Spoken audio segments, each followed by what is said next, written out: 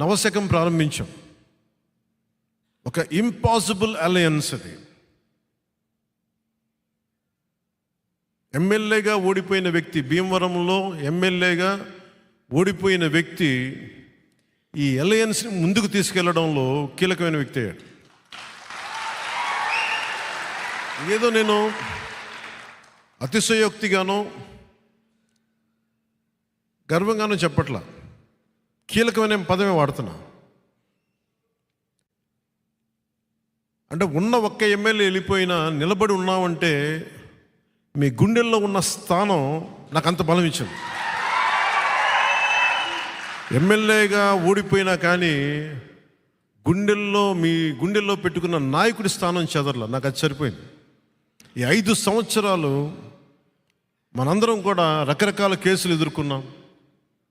మహిళలు, సగటు మధ్యతరగతి మహిళలు కూడా అటెంప్టివ్ మర్డర్ కేసుల మీద పెట్టేసి జైల్లో పెట్టారు వీళ్ళు.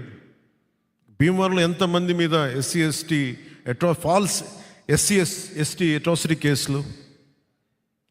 ఇందాక ఆంజనేయులు గారు కూడా అదే చెప్తున్నారు, ఆయన మీద కూడా ఎస్సీ ఫాల్స్ అట్రాసిటీ కేసు,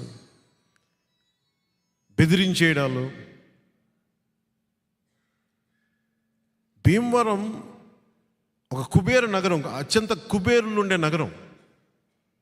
ఒక రౌడీ చేతులు ఇరుక్కుపోయింది భీమవరం. మన బంధువులే ఉండొచ్చు. పొద్దున్న లేస్తే మన బంధువులు, మన కులపోడైనా సరే, మన ఇంట్లో వాడైనా సరే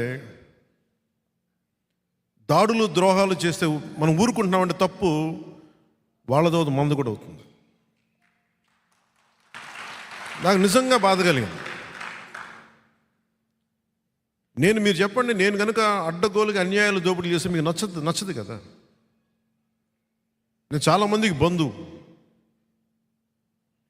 కానీ మీరు ఒక ఆశయాన్ని తీసుకెళ్లేటప్పుడు, ప్రజాస్వామ్యాన్ని కాపాడాలనుకున్నప్పుడు తప్పులు చేస్తుంటే, వెనకేసుకొస్తుంటే ఇంకెవడు ప్రపంచాన్ని ఈ సమాజాన్ని ఎవడు మార్చలేదు. మొన్న భీమవరంలో కూడా ఇదే మాట ఇంకొకసారి ఉద్ఘాటిస్తున్నాను అన్నమాట.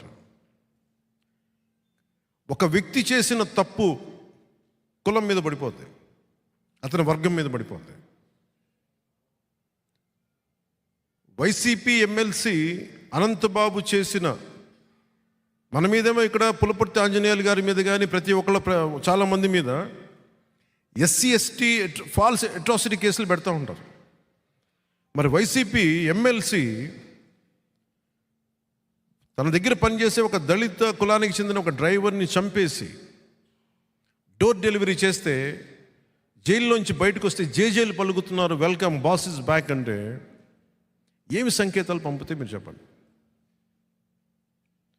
మన వాడే తప్పు చేశాడు, మన కులస్తుడే, మనోడే తప్పు, మనం కరెక్ట్ చేశాడని వాళ్ళు చేసిన తప్పుని మనం వెనకేసుకొస్తే ఇది అందరికీ దెబ్బ తగులుతుంది. భీమవరం కూడా నేను కోరుకుంటుంది, ఇప్పుడు దాకా నేను నోరెత్తలేదు, ఇప్పుడు ఎత్తుతున్నాను. గంధి శ్రీనివాస్ని అక్కడి నుంచి తరివేయాలి.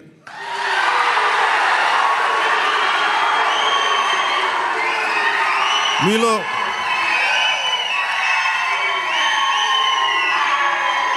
చాలామందికి బంధువతం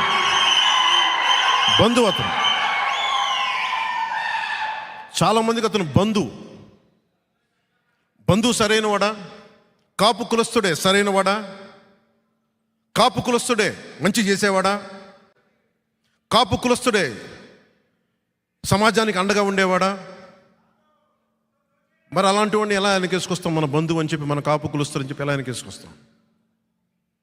ఇలా చేస్తే బుట్టలో, తాజా పండ్లు ఉన్న బుట్టలో కుళ్ళిపోయిన పండు వస్తే మొత్తం ఎలా కుళ్ళిపోద్దో వెనకేసుకొచ్చే వాళ్ళు కూడా కుళ్ళిపోతారు. ఇది మీరు చాలా చాలా క్షుణ్ణంగా ఆలోచించాలి, లోతుగా అర్థం చేసుకోవాలి. ఒక వీధి రౌడీని ఎమ్మెల్యే చేస్తే ఏ స్థాయికి వచ్చిందో ఈ రోజున భీమవరం చిన్న నిమ్మకాయ సోడా అమ్ముకునే వ్యక్తులు కూడా బెదిరించే స్థాయికి వెళ్ళిపోయింది. మాతో బాగుండొచ్చు, మా బంధువులతో బాగుండొచ్చు, అట్టడుగు వర్గాలతోటి అత్యంత దూరాన ఉన్న వ్యక్తితోటి ఎలా ప్రవర్తిస్తాడన్న దాని మీదే మనం ఆధారపడి ఉంటాం. ఇది నాకు చాలా చాలా వేదన కలిగించింది. నేను చాలాసార్లు